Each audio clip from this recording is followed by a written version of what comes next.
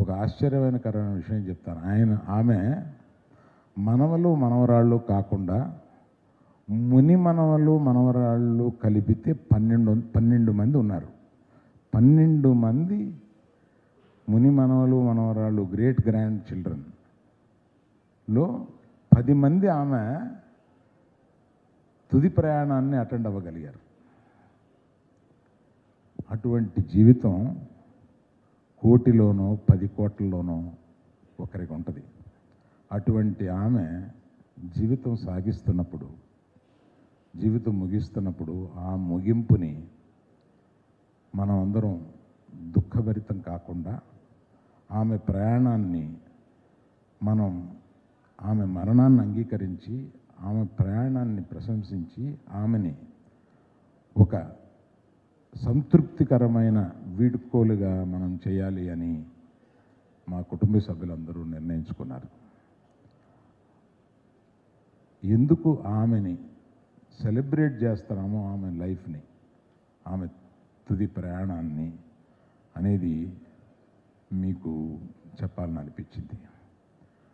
అది కాకుండా 16 ఏళ్ల బాలిక పాలకొల్లులో రాట్నం ఉడుకుతుంటే అల్లు రామలింగి అనే యువకుడు ఆమెను చూశాడు. చూసి ఆమెను పెళ్లి చేసుకోవాలని వాళ్ళ తల్లిదండ్రుల దగ్గరికి పంపించి ఆమెను పెళ్లి చేసుకోవాలని అడిగిన సందర్భంతో స్టార్ట్ అయింది వాళ్ళది.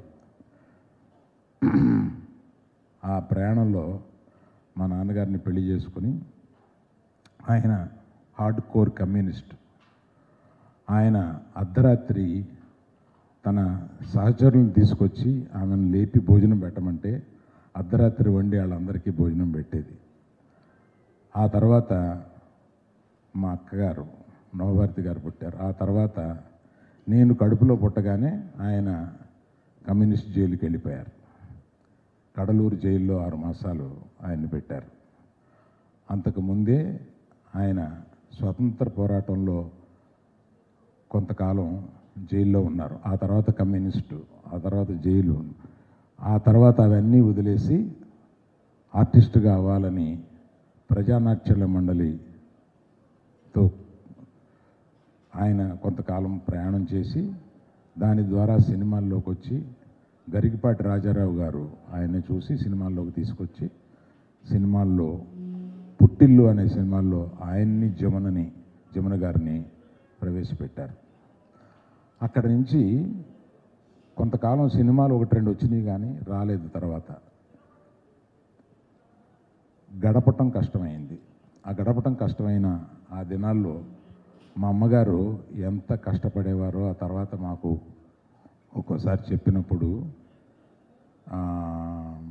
చాలా బాధగా ఉండేది. కానీ ఆ కష్టాలన్నీ ఆవిడ ఆయన తట్టుకొని ఇక్కడ ఉండి నిలబడి మూగ మనసు సినిమా తర్వాత ఆయనకు ఒక చిన్న స్టార్డమ్ లాంటిది వచ్చి అక్కడ నుంచి ప్రయాణం సాగించారు. అటువంటి మా తల్లిగారు ఇటువంటి ప్రయాణం సాగించిన వారి చరిత్రని బ్రీఫ్గా మీకు చెబుదాం. ఎక్కువ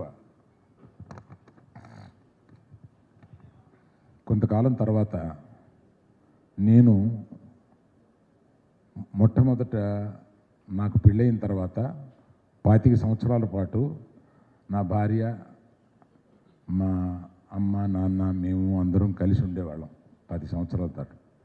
ఆ తర్వాత అప్పుడు చాలా అన్యోన్యంగా ఉండేవాళ్ళు. మా అమ్మగారి దగ్గర కానీ మా కుటుంబ సభ్యుల దగ్గర కానీ ఆ సాన్నిహిత్యం గురించి నేను ఎక్కువ ఇక్కడ విడిగా చెప్పే సందర్భం కాదు కాబట్టి చెప్పటం లేదు. మా నిర్మల, నా భార్య, ఎంతో చక్కగా వాళ్ళిద్దరూ 25 సంవత్సరాల తర్వాత మీకు తెలిసిన పరిస్థితుల్లో ఇక్కడికి వచ్చేసాం, హైదరాబాద్, మద్రాసు నుంచి. మా నాన్నగారు రాలేదు. ఫ్యూ ఇయర్స్ తర్వాత మా నాన్నగారిని కూడా ఇక్కడ తీసుకొస్తానంటే ఆయన నాకు సొంత ఇల్లు కట్టి, అప్పుడు నేను అద్దెంట్లో ఉంటున్నాను, నేను సొంత ఇల్లు కట్టి సొంత ఇంట్లోకే వస్తాను అని అంటే నేను అప్పుడు వెంటనే 6 మాసాల్లోనే ఒక సొంత ఇల్లు కట్టి ఆయన తీసుకొచ్చి మా అక్కగారు, మా గారు తల్లి గారు ఒక ఇంట్లో ఉన్నారు. ఆ తర్వాత కొంతకాలానికి బన్నీ యొక్క ఆర్య రిలీజ్ అయ్యి ఆ సక్సెస్ ఫంక్షన్ అటెండ్ అయిన తర్వాత ఆయన చనిపోయారు. అంటే మనోడి సక్సెస్ కూడా చూసిన తర్వాత ఆయన చనిపోయారు. ఆయన చనిపోయిన తర్వాత మా అమ్మ అక్క ఒంటరిగా ఉన్నారు. మా అమ్మగారు చాలా ఇండిపెండెంట్ మనిషి. ఆమె మా ఇంటికి రమ్మన్నా, మా చెల్లెలు వాళ్ళ ఇంటికి రమ్మన్నా